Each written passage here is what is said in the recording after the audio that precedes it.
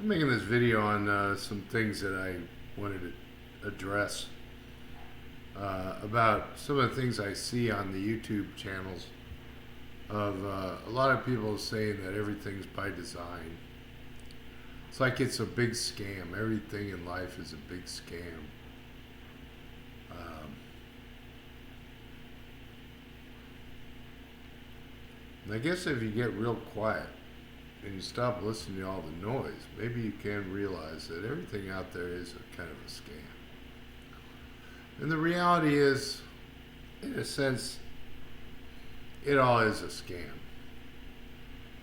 I kind of realized it when I went in the Marines and a recruiter came up to me back 45 years ago and promised me all kinds of stuff. He promised me that I'd get sent to a duty station of my choice was one of the things, which never happened. He also promised me I'd have like the job or whatever you want to call it, and that never happened. So that was my first understanding that a lot of things are kind of scammy, deceptive, and it seems to become more and more prevalent with younger people, younger than me, because I'm old. I don't know how much time I have left. I have no idea. I don't want to die. I'm like anybody else. I don't want to die. But at the same time, my usefulness in life is pretty much non-existent in the context of what society would call usefulness. I spent my years in the Marines and in the Navy, and then as a commercial electrician. I also worked as a loader for Schwann's in New Mexico back in the 90s. Also been a tow truck driver. Been a cook at SeaWorld. I've done all kinds of stuff. I did all kinds of crap.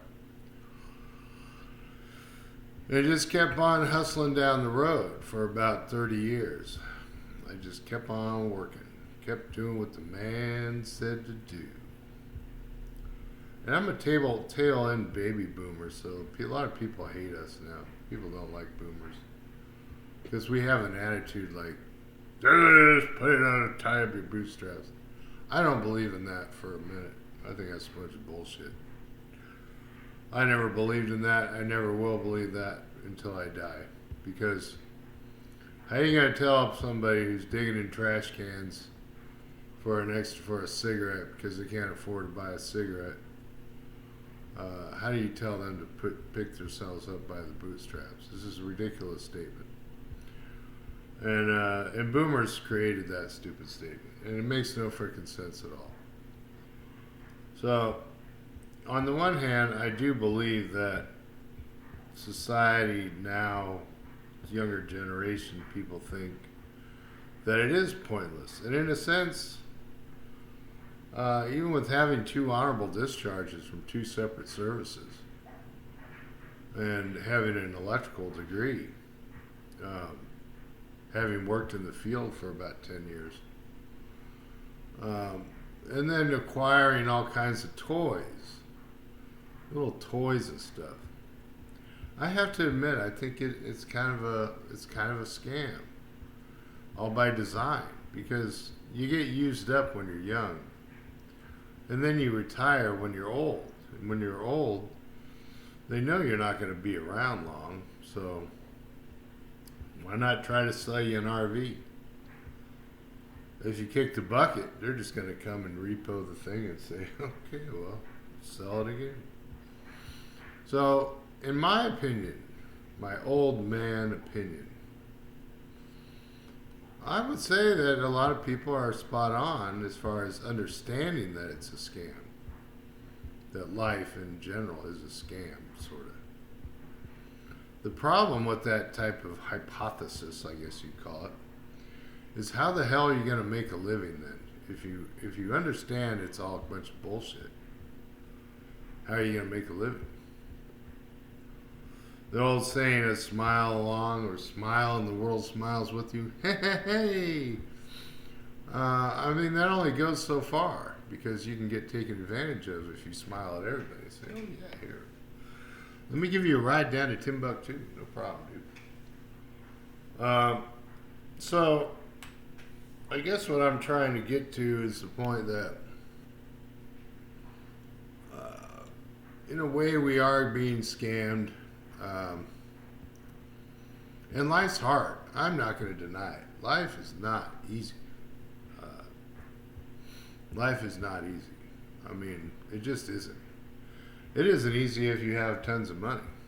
I mean, because you have to deal with the human body. The human body doesn't know money, doesn't know anything. The human body only knows to survive or not to survive. The human cells are just either going to work out right or they're not. Like my lip, and I ended up with lip cancer. Cells didn't know what to do. They said, oh, let's just go crazy and create a whole bunch of new cells and scare the crap out of this guy. Which is kind of what happened, and I ended up, thankfully I'm a veteran, so I got referred to go to a surgeon, and they removed the cancer. And, you know, as much as you want to be thankful, you have to realize that, you know, you're kind of in this weird matrix of life. Of make money, produce, create, consume, until you die. And if you go back, I've been doing some research.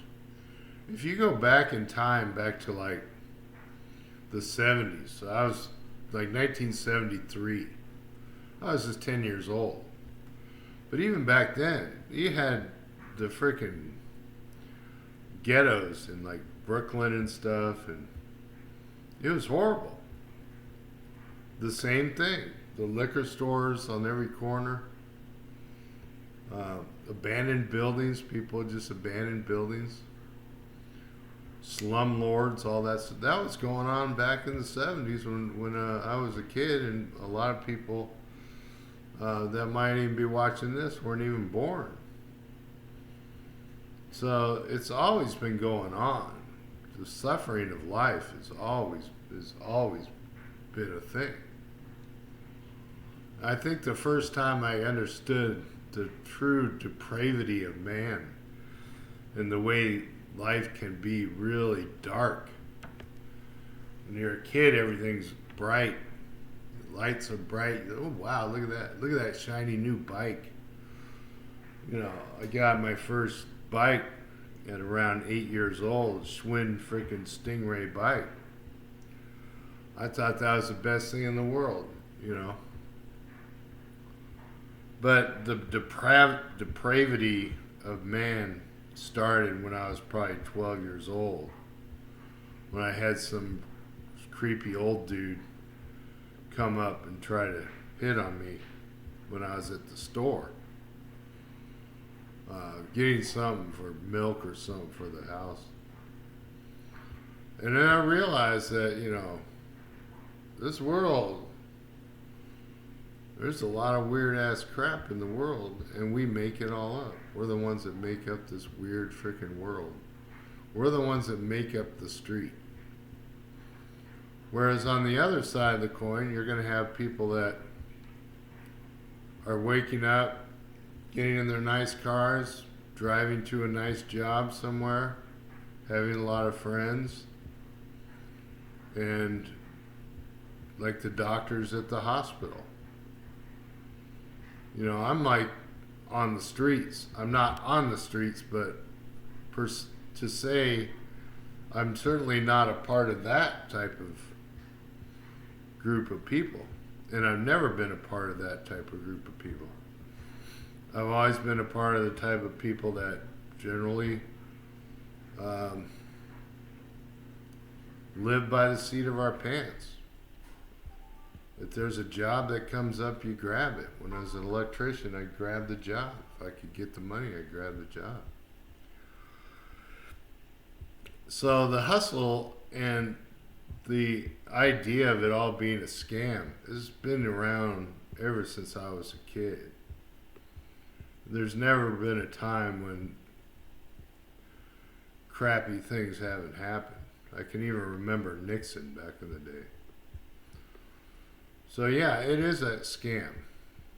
But to not put yourself into a position that's going to benefit you is not going to help either. You know, you can shun the world, but when it gets real quiet, you'll realize that those thoughts are just in your own head, that you're shunning the world, not the thoughts of the world itself. Which is what a lot of us do just to drown out the noise. We create our own narrative, so to speak. Like, this is the way I want things to go. This is the way I want my life to look like. And if I want to believe that the world's evil and a scam, your mind's not going to know the difference. Your mind's going to do everything it can to protect you. So if you're thinking everything's bad in the world, then your mind's going to be set in that mode of everything's bad and I got to protect whatever my nervous system. And then your life really sucks. So, my advice, this is just coming from a blue-collar dude. Even knowing that it's all a scam. If you're willing to do anything at all, like before I went to electrical school, I was a laborer. I would drive into the labor pool. I would sit there, wait for some job to open up, and then me and a bunch of other clowns would go off and work the job, whether it be dismantling refrigerators or some weird stuff, or taking apart some place or something. And it helped me to build a bridge to get into the electrical trades. That's what it did for me. I started out as a laborer and made $40 a day in the 90s. And then I moved up to going to electrical school, and then eventually I started making like $25 an hour. So if you're under 40, I mean, don't give up on yourself, I would say, by thinking that the world is just one big scam and everybody's out for me. And nobody cares, and everybody's trying to get what they can get.